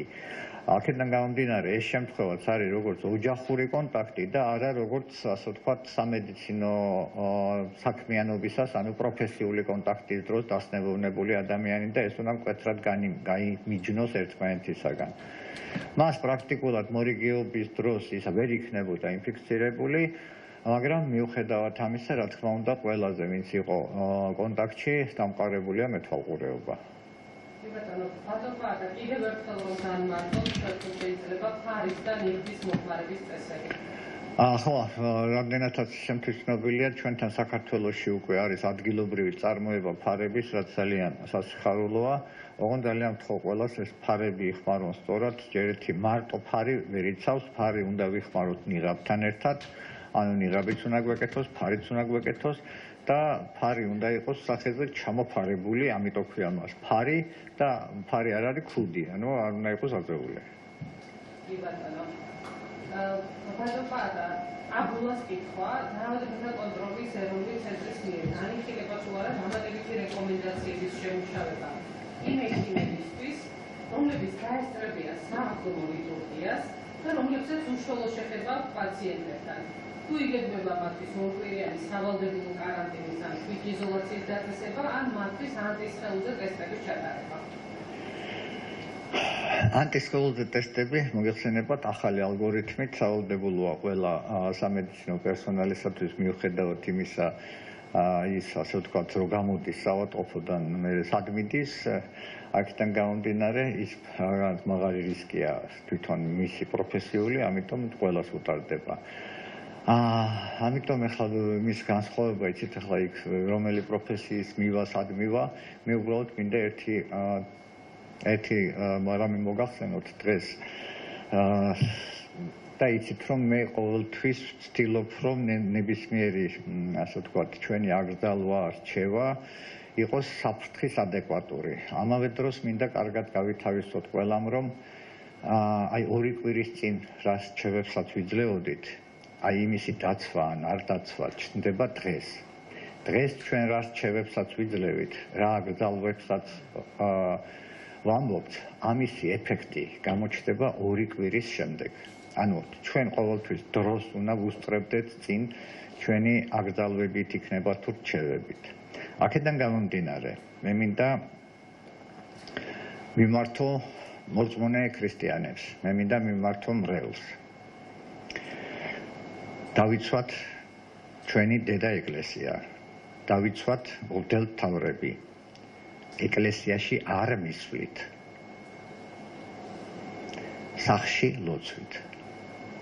დავიცვათ არა მარტო ამ ვირუსისაგან, არამედ სხვა ვირუსებისაგანაც. დავიცვათ ჩვენი ეკლესია, ნუ მიხვალთ ეკლესიაში სალოცავად, ილოცოთ სახში. ეკლესიის კარი ვერ დაიკეტება. იქ იქნებიან მამაოები, რომლებიც ილოცებენ ჩვენთვის. ჩვენ სახში ვილოცოთ ერთმანეთისათვის და ჩვენი ქვეყნისათვის. ტელეკომპანია პოსტივის კითხვა ბოლო დღეების განმავლობაში წამყვანმა საერთაშორისო მედიის სხვადასხვა წარმომადგენელმა გამოაქვეყნა არაერთი სტატია საქართველოს წარმატების მაგალითზე. თუ ხდება თქვენ საერთაშორისო კოლეგებთან დავუშვათ ამ მიმართულების კომუნიკაცია, რომ გაუზიაროთ თქვენი წარმატებული გამოცდილება კოლეგებს საზღვარგარეთ და თუ შეგიძლიათ დააკონკრეტოთ რომელ ქვეყნებთან მიმდინარეობს კომუნიკაცია. ძირითად კომუნიკაცია რა თქმა უნდა მიმდინარეობს ჯანმრთელობის მსოფლიო ორგანიზაციასთან, ასევე ჩვენს ასე ვთქვათ ჩვენ გვაქვს ასეთი ქსელი შექმნილი, რომელსაც ქვია აბრეშუმის გზის ეპიდემიოლოგიის ქსელი. ამ ქსელის მეშვეობით ჩვენ გვაქვს კავშირები ჩვენს მეზობელ ქვეყნებთან, ასევე ცენტრალური აზიის ქვეყნებთან, უკრაინის ჩვენ უკრაინელ კოლეგებთან. რა თქმა უნდა, ეს ყველაფერი გაზიარება ხდება მუდმივად, მაგრამ მოდით ესე ვთქვათ, ხილში ნუ ჩავარდებით. ჯერ ბრძოლა, ძირითადი ბრძოლა წინა გვაქვს. ასე რომ ჩვენ ერთმანეთს ყველა ვუზიარებთ გამოცდილებას და წიწილებს კიდე შემოდგომაზე ითვლიან. სააგენტო აიპრესის კითხვა ბატონმა, როგორც ცნობილია, საქართველოს გეგმავს შეუერთდეს ინტერნეტს, რომლებიც კორონავირუსის წინააღმდეგ მკურნალობისთვის პლაზმას გამოიყენებენ. ამ პერიოდში აქვს თუ არა საქართველოს ქართულ კონტაქტი შესაბამის კომპანიებთან, რომლებიც ამ პლაზმის დამზადების პროცესში ჩაერთვებიან და რამდენად რელევანტურია ამერიკელი ექსპერტების ვარაუდი, რომ პლაზმის მკურნალობამ შესაძლოა იმაზე სწრაფად მოიტანოს შედეგი, ვიდრე მედიკამენტურმა მკურნალობამ. გასაგებია, ამ საკითხებზე მუშაობს ჩვენი კლინიკური მართვის ჯგუფი ბატონ თენგის სერცვაძის ხელმძღვანელობით. ჩართულია მთელი სამეცნიერო პოტენციალი, რაც კი არსებობს ჩვენ ქვეყანაში, ისინი მუდმივ კონსულტაციაში არიან ერთმანეთთან და ყველაფერი კეთდება იმისათვის, რომ ეს ტექნოლოგია ჩვენ ქვეყანაშიც იქნას გამოყენებული. შემდეგი არის პორტალ ონჯის შეკითხვა, ბატონ პატა, ქვეყანაში ჯამში არის 12 სამედიცინო ექსპერტი და 6 ასისტენტი, ხოლო ამ ადამიანებს შეუძლიათ გააკეთოს სამედიცინო ექსპერტიზა და არის თუ არა მიღებული მათი უსაფრთხოებისთვის განსაკუთრებული ზომები, აქვს თუ არა მათ სპეციალური ეკიპირება, რათა ინფიცირებული გარდაცვლილი პაციენტის შემთხვევაში მაგალითად არ მოხდეს გაკვეთის შემთხვევაში მათი დაინფიცირება. ამის პროტოკოლი შემუშავებულია დიდი ხანია დევს როგორც ჯანდაცვის სამინისტროს ვებგვერდზე, ასევე ჩვენს ასე ვთქვათ ვებგვერდზე. ეს არის ჩვეულებრივი პროტოკოლი, ნებისმიერი პროექტურაში მომუშავეს სტანდარტულად უნდა იცავდეს თავს და როგორ გონიათ ახლა ცოცხალთან მუშაობა უფრო საშიშია თუ გვამთან მუშაობა, ხო? ეს ჩვეულებრივი პროფესიული რისკებია, ამიტომ მე მოუწოდებ ჩემ კოლეგებს, რომ ჩვეულებრივად როგორც უნდა იმუშაონ, აი ეს ცოცხალთან უფრო საშიშია, იმიტომ რომ ცოცხალი ავადმყოფი გახველებს სახეში. ბატონო პატა, პორტალი პუბლიკა, შემთხვევის განსაზღვრის ახალი წესის მიხედვით. რამდენიმე ჯგუფი არის, რომელსაც უნდა ჩაუტარდეს ტესტირება. ჯამში ამ ახალი წესის ამოქმედების შემდეგ, თუ შეგიძლიათ თქვათ, რამდენი ტესტირება ჩატარდა და რომლები აქედან იმ რისკ ჯგუფებში, რომლებიც განსაზღვრულია? ну, ტესტირება გრძელდება, ხო, გასაგებია. მოდით ესე ვთქვათ, საქართველოში დღეს პირველ ეტაპზე ჩვენ გვქონდა დაახლოებით 5% დადებითისა, როდესაც ვიკვლევდით. დღეს ეს ასული არის დაახლოებით 10%-ზე, ასე ვთქვათ, ყველა კვლევისა ყოველდღიური დაახლოებით 10% გამოდის დადებითი. ანუ ჩვენი ტაქტიკა ამ ეტაპზე ჯერ კიდევ არის მიზნობრივი ჯგუფების კვლევა. კიდევ ერთხელ ვიმეორებ, 10% არის აი ამ მიზნობრივ ჯგუფებში გამოკვლეულების დადებითი. დანარჩენი ყველაფერი გაკეთდება იმის დამიხედვით, თუ რა ეტაპზე ვიქნებით ქვეყანაში ინფექციის გავრცელების. ბატონო, ისა ტესტირება ბატონ პატა, მთავარი არხის კითხვა. საქართველო არის ერთ-ერთი ბოლო ადგილზე ევროპაში, სადაც 1 მილიონ მოქალაქეზე ყველაზე ნაკლები ადამიანის ტესტირება ხდება. მეზობელმა აზერბაიჯანმა 4-ჯერ მეტი, სომხეთმა კი 3-ჯერ მეტი მოქალაქის ტესტირება მოახდინა. რატომ არ ხდება საქართველოში საყოველთაო ტესტირება და არის თუ არა დაუდგენელი შემთხვევები ნაღმი ქვეყნისთვის? დაუდგენელი შემთხვევები რომ ნაღმი იყო ქვეყნებისთვის, ეს აჩვენა ხო ძალიან ბევრი ქვეყნის გამოცდილებამ. რა თქმა უნდა, ჩვენს დღეს ამას ღიად ვამბობთ, რა თქმა უნდა, არის ქვეყანაში რამოდენიმე შემთხვევა, რომელიც ამჟამად აი დღეს არის, რომელიც ჩვენ არ ვიცით. მაგრამ ამას ჭირდება რა? იცით, მაგ კითხვაზე ერთ პასუხი გამახსენდა ესეთი, რომ ფრინველის გრიპი რო იყო, ჟირინოვსკი გამოვიდა რუსეთის ტელევიზიით და თქვა, რომ რუსეთის საზღვრებზეო სარაკეტო ძალები დავაყენოთო და ყველა გადამფრენ ფრინველი ჩამოვაგდოთო. ჩემ პასუხი ეგ არის. ბატონო და ბოლო კითხვა ბატონ პატა სახლში მკურნალობის თემაზე, რომელზეც დღეს პრემიერმა და ასევე მინისტრმა ისაუბრა, აი თუ შეგიძლიათ დაახლოებით ვთქვათ, რამდენად დიდი იქნება ეფექტი, როგორ უნდა განისაზღვროს იმ ადამიანის მდგომარეობა, რომელიც ექვემდებარება სახლში მკურნალობას, ან რომელიც საჭიროა რომ მოთავსდეს სტაციონარში, ანუ ეს როდესაც მეთვალყურეობა ოჯახის ექიმის მხრიდან ხდება სატელეფონო კონსულტაცია. მე რა თქმა უნდა შემიძლია ამაზე პასუხის გაცემა, ეს გაწერილიც არის იმ ოჯახის ექიმების, მაგრამ კლინიკური შეკითხვები ჯობია ხოლმე ბატონ თენგიჩერთლაძეს დავუსვათ ხოლმე კლინიკური ჯგუფის ხელმძღვანელს, მაგრამ ექიმების ტრეინინგს გადიან იმისათვის, რომ ეს არის ალგორითმი, ეს არ არის მარტო ჩვენი ქვეყნის ასე ვთქვათ გამოგონება, ეს არის ძალიან ფართოდ გამოყენებული მეთოდი დასავლეთ ევროპის ქვეყნების ძირითადად ისინი მიმართავენ ამას ისევე როგორც შეერთებული შტატები, აქედან გამომდინარე ეს არის საყოველთაოდ მიღებული მეთოდიკა ქართული მოდიფიკაციით. დიდი მადლობა. ეს იყო განცხადებები, რომელიც საკოორდინაციო საბჭოს დასრულების შემდეგ მთავრობის წევრებმა გააკეთეს და ასევე დაავადებათა კონტროლის ეროვნული ცენტრის ხელმძღვანელის მოადგილემ პაატა იმნაძემ, რომელმაც კიდევ ერთხელ მოუწოდა საზოგადოებას, მოგვიწოდა ჩვენ, რომ დავრჩეთ სახლში და დავიცვათ ის რეკომენდაციები, რომელსაც სპეციალისტები გთხოვენ, თუ გვინდა რომ ეს არის ერთადერთი ბერკეტი, რომელთაც შევძლებთ რომ ავიცილოთ მასშტაბური კატასტროფა თავიდან. განვაგრძობთ გამოშვებას თანამშრომლების დისკრიმინაცია თუ სამუშაო ადგილების შენარჩუნება, სუპერმარკეტების ქსელმა, სპარმა, საგანგებო მდგომარეობისა და საყოველთაო კარანტინის დროს სამუშაო საათები გაზარდა.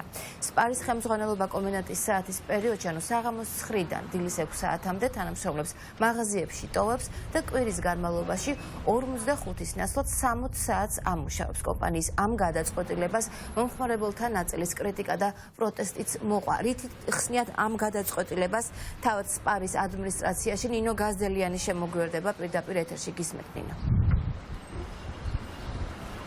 სპარის საქართველოს მმართველი დირექტორი ამბობს, რომ ისინი კანონს არ არღვევენ და ყველა იმ განცხადებას, რომელიც გააკეთდა ცილის მწამებლურს უწოდებს, როგორც მირანდა მანჯგალაძე ამბობს, ეს ცილის მწამებლური კამპანია ააგორეს იმ თანამშრომლებმა, რომლებიც როგორც სპარიდან, ასევე სხვა მსგავსი ქსელური მარკეტებიდან გაუშვეს გადაცდომების გამო.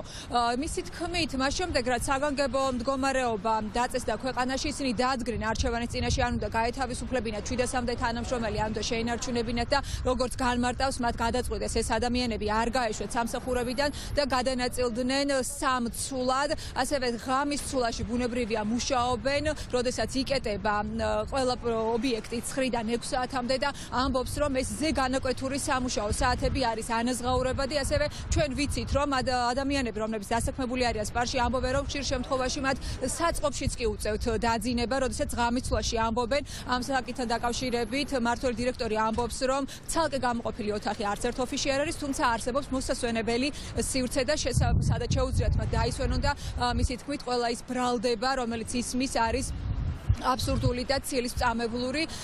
ჩვენ ბუნებრივი ასევე ვესაუბრეთ სპარში დასაქმებულ ადამიანებს, რომლებიც საუბრობენ თუ რა რთულ პირობებში უწევთ მათ მუშაობა. როცა დაიკეტება ჩვენი მაღაზია, მაინც რჩებით კომენდანტის საათის მერეც. იღოვა თუ არა თქვენი დარღვევით, რა თქმა უნდა, მაგრამ რა ვქნათ, სამსახური ეგეთია. ეს ჩვენი გადაწყვეტილება არ არის. საღამოს მოვდივართ 7 საათზე, ვრჩებით და დილის 9-ზე ვიცვლებით. დილის 9-ზე რო ვიცვლებით, მივდივართ სახლში და ამიტომ გვიწევს კადრების შეუზღუდულობის გამო ისევ მოსვლა საღამოს 7-ზე. რომელ საათამდე რჩებით დილით? დილით 9-მდე, მაგრამ 6-ზე იღება მაღაზია. მთელი ღამის განმავლობაში სად ისვენებთ, სად იძინებთ? აქ თვითონ მაღაზიაში. გააქვთ შესაბამისი პირობები? კი ბატონო. მაგალითად? საწყობში. საწყობში იძინებთ? კი ბატონო. რამდენი სალაროსთანაც? და ისევ თქვენ მუშაობთ 6 საათიდან? კი ბატონო, 9-მდე. თქვენი უფლებები არ არის დარღვეული, როგორ ფიქრობთ თქვენ? ანუ შეიძლება არის დარღვეული, მაგრამ კადრი არ არის. დილამდე აქ რჩებით? ხო. რამდენი ადამიანი რჩებით და შემდეგ? რომელ საათამდე რჩებით? ჩვენს თანამშრომლებს ვერ ხედავ, რომლებიც აპროტესტებენ ამას, ესენი არიან ინტერეს ჯგუფი არამონობა, რომლებიც არიან განაწყენებული თანამშრომლები არამხოლოდ ჩვენზე, ზოგადად ჩვენს სექტორზე და შესაბამისად ისინი აგორებენ ამ დეზინფორმაციას და ტალღას, რომელსაც მერე მკითხველს, რა თქმა უნდა, ბუნებრივია უჭირს გაარჩიოს ვინ არის თანამშრომელი და ვინ არა. ვიდეოდან გამოცხადდა კომენდანტის საათი დილის 6-დან საღამოს 9 საათამდე, ეს ჩვენთვის ნიშნავდა იმას, რომ საღამოს ცulis თანამშრომლები აბსოლუტურად უნდა გაგვეთავისუფლებინათ სამსახურიდან. ამიტომ კომპანია საზოგადოებისთვის კეთილგანწყობის მივიღეთ გადაწყვეტილება პირველ რიგში ჩვენივე თანამშრომლებისთვის, რომ შეგვენარჩუნებინა, რომ რეალურად ეს 700 თანამშრომელი არ გაგვეშვა უფასო შვებულებაში და შეგვენარჩუნებინა მათი ცვლა. აქედან გამომდინარე, მივიღეთ გადაწყვეტილება და გადავედით სამცვლიან მომსახურებაზე. სპარის საქართველოს მმართველი დირექტორი ასევე სამართლებრივი პასუხისმგებლობით ემუქრება ყველა იმ ადამიანს, რომელიც მისი თქმით ამ ცილის მწამებლურ კამპანიაში არის ჩართული და დეზინფორმაციას ავრცელებს მათ წინააღმდეგ. სპარში განვითარებულ მოვლენებს გამოეხმაურა სახალხო დამცველი განცხადებით, როგორც ნინო ლომჯარი ამბობს, დასადგენია რამდენიმე გარემოება, მათ შორის დასაქმებულ ადამიანებს საკუთარი სურვილით უწევთ თუ არა იმ სამუშაოს შესრულება, რომელსაც ასრულებენ თუ უბრალოდ დამსაქმებელი მათ სხვა გამოსავალს არ უტოვებს, ასევე ანაზღაურებადი უნდა იყოს ყველა ის საათი, რომელიც მაღაზიის დაკეტვიდან გახსნამდე პერიოდში არის და რა პერიოდშიც მათ უწევთ მაღაზიაში ყოფნა, მიუხედავად იმისა, რომ მაღაზია არის დაკეტილი, მისი თქმით ეს სამუშაო საათები უნდა იყოს ანაზღაურებადი და ასევე მოითხოვს განმარტებებს კომპანიისაგან, რომ განმარტოს გრაფიკი თუ რა გრაფიკი თამუშავებს საკუთარ თანამშრომლებს. ამ საქმეს ასევე უკვე სწავლობს ადამიანის უფლებების სწავლებისა და მონიტორინგის ცენტრი, როგორც არასამთავრობო ორგანიზაციაში აცხადებენ, ეს არ არის პირველი შემთხვევა, როდესაც სპარტთან დაკავშირებით თანამშრომლები ჩივიან შრომით უფლებების დარღვევაზე და ესეთი შრომითი უფლებების დარღვევა გამოვლინდა მათ შორის სულ ბოლო პერიოდშიც, როცა დაწესდა ქვეყანაში საგანგებო მდგომარეობა. სპარტთან დაკავშირებით ძალიან ბევრი პრობლემა გახდა საზოგადოებისთვის ცნობილი, რაღაცა მიზერული ხელფასის, არანაზღაურებადი ზეგანაკვეთური შრომის, დაურეგულირებელი სამუშაო საათების, დაცვის არარსებობის გამო, რომელსაც ერთი ადამიანის სიცოცხლე შეეწყვიტა. ესეთ პირობებში ამუშავებს დასაქმებულებს სპარი და ამას ამატებდა ზემოდან ამატებს და რაღაც ახალ რეჟიმს, როდესაც ადამიანები იყო გამოკეტილი ღამის საათებში სამსახურში, მაგრამ ეს იქიდან გამომდინარე კი ერთხელ ვთქვა, ხო? იქიდან გამომდინარე, რომ რეალურად შანტაჟის მდგომარეობაში ვართ ახლა მთელი საზოგადოება, დამსაქმებელი გვეუბნება ის რომ ან გაუშვებ, რომ ამ ადამიანს საერთოდ სამსახურიდან დაჭერა მშიერი, იმიტომ მეუბნებს რომ ნუ აი რაღაცები თვალი უნდა დავუხუჭოთ და აი შრომითი უფლებები შეიძლება შეიუახოს, მაგრამ ნუ აი რა ვქნათ. დასრულდეს მონობა სპარიში, ამ სახელწოდების ონლაინ პეტიცია უკვე გავრცელდა სოციალურ ქსელში.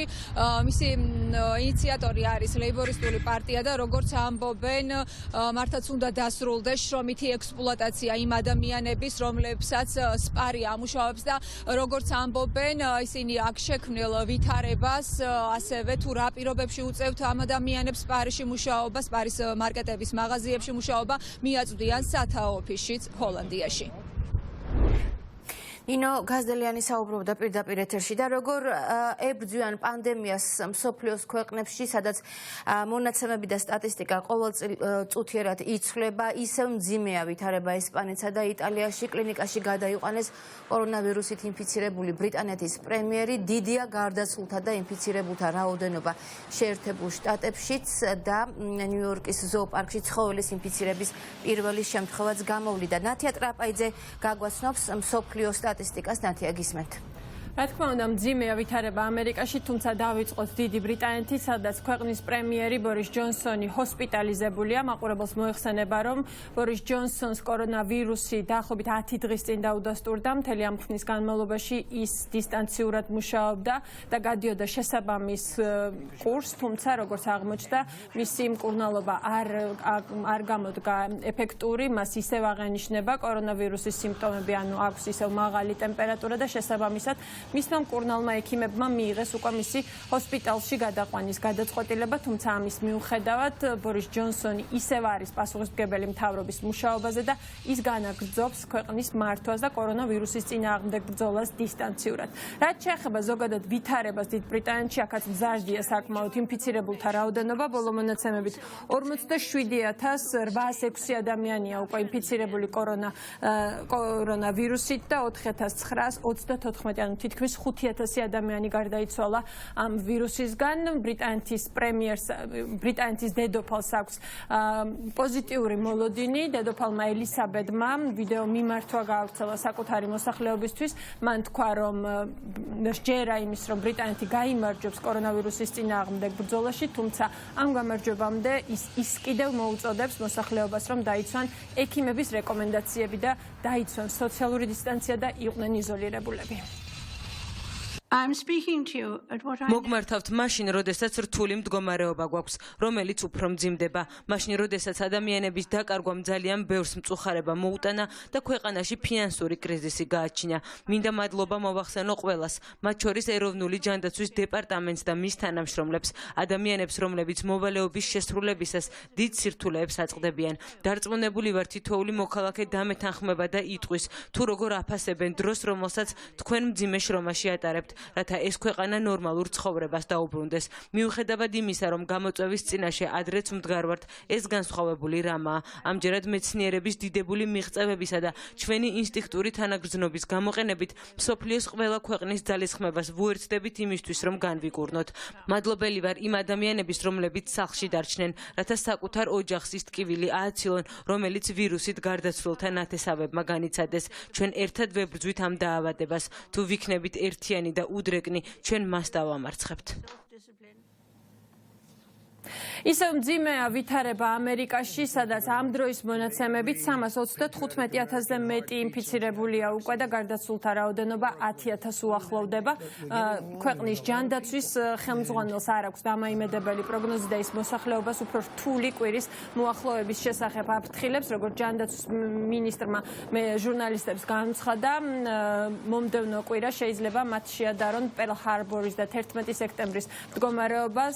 ის ფიქრობს, რომ შესაძლოა სიტუაცია გახდეს უმართავი და ძალიან ბევრი ადამიანი აღმოჩნდეს რთულ სიტუაციაში. ყველაზე მძიმე ვითარება ამ დროისთვის ისევ და ისევ არის ნიუ-იორკის შტატში, სადაც ბოლო მონაცემებით 123,000-ზე მეტი ადამიანია ინფიცირებული და 4,159 გარდაცვლილი. მთელი ქვეყნის ყურადღება ახლა სწორედ ნიუ-იორკის შტატშია, სადაც მხარის გუბერნატორი არაერთხელ ითხოვდა დახმარებას ცენტრალური ხელისუფლებისგან და ცენტრალური ხელისუფლებაც მის ნომერ პირველ პრიორიტეტად ახლა სწორედ ასახელებს სიტუაციას ნიუ-იორკის შტატში და ყველაც ცდილობს, რომ როგორმე დაიჭირონ ეპიდემიის გავრცელების საფრთხე ნიუ-იორკის შტატში.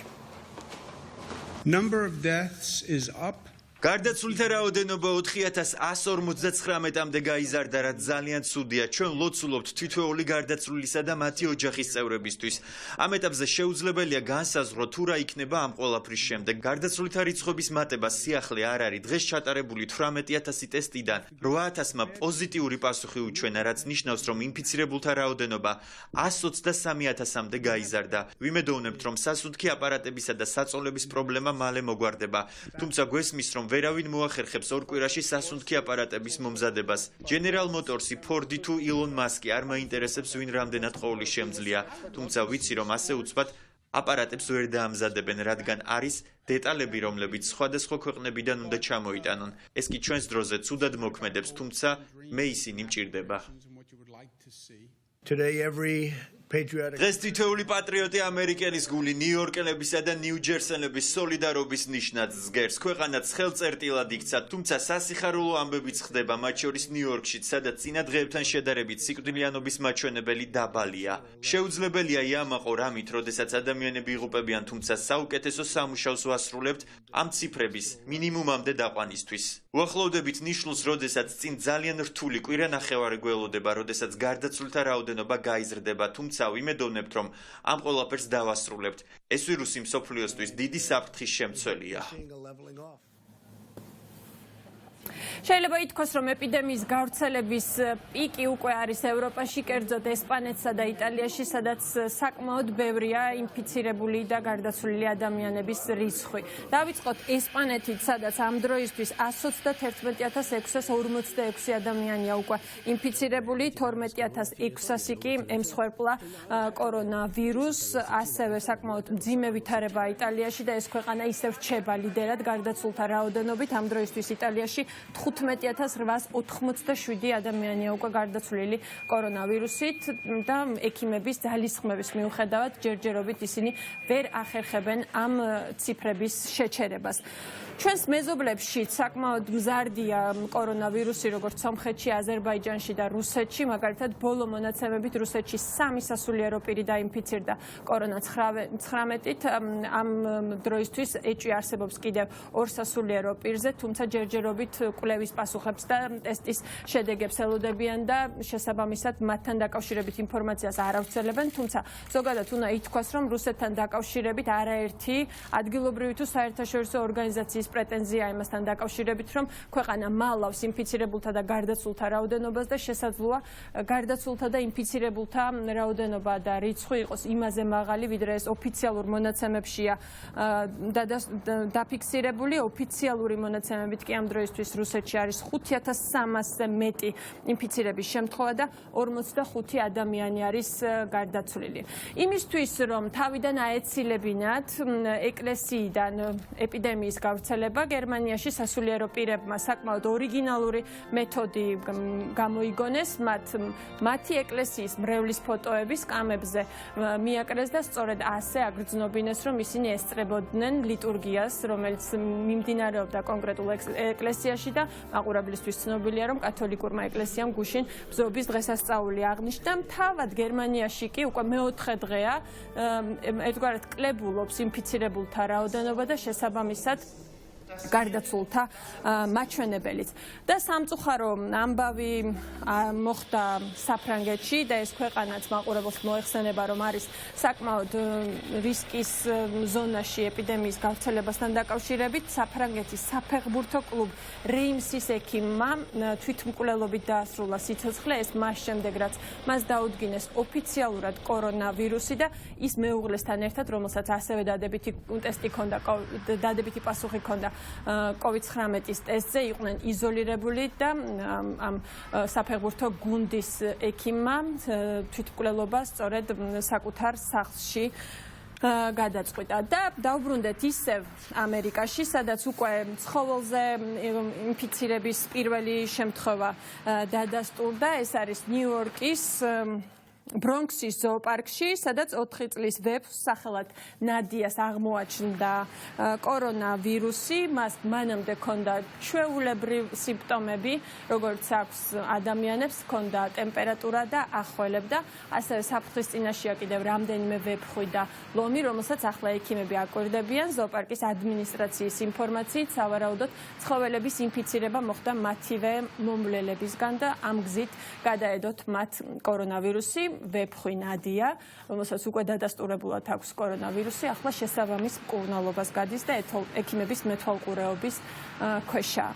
და ბოლოს საინტერესო რიცხვები, რომელიც ყოველწუთიერად იცვლება, მსოფლიო ჯანდაცვის ორგანიზაციის ინფორმაციით, ამ დროისთვის ქვეყანაში 1,276,000-ზე მეტი ადამიანია ინფიცირებული კორონავირუსით, 79,509 ადამიანი გარდაიცვალა ამ ვირუსით და 265,943 ადამიანი გამოჯამრთელდა. ქვეყნების მიხედვით თუ ვიტყვით, პირველ ადგილზე რა თქმა უნდა არის ამერიკა ინფიცირებულების რაოდენობით, შემდეგ არის ესპანეთი, იტალია და ასე შემდეგ. ეს ბოლო მწვანე რიცხვი, რაც უფრო მზარდი იქნება, ეს ალბათ არა მხოლოდ ჩვენი ქვეყნისთვის, მსოფლიოსთვის იქნება დამაიმედებელი და კარგი, რადგან ეს იქნება მაგალითი იმისა, რომ კორონავირუსი დაუმარცხებელი მტერი არ არის და რეკომენდაციების შესრულებით და პირადი უსაფრთხოების ბაზაზე ზრუნვით შესაძლებელია კორონავირუსის დამარცხებაც. დარჩენით. რა თქმა უნდა.